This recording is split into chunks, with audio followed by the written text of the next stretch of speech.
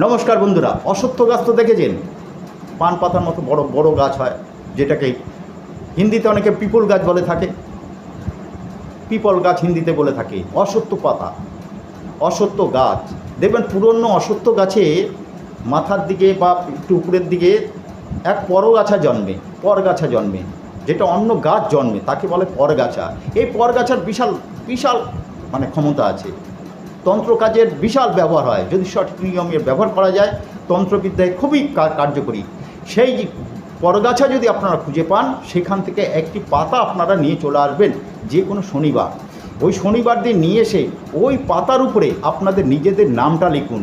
নামটা লিখে একটি গীতা কিনুন। গীতা, যে গীতা পাওয়া যায় সেই গীতাতে আপনারা ভরে রেখে দিন। তাতে করে অর্থনৈতিক, শারীরিক, মানসিক সারা জীবনের জন্য যাবে এবং এটা চ্যালেঞ্জিত উপায় এবং পরীক্ষিত উপায়। আপনারা এটা করে দেখতে পারেন।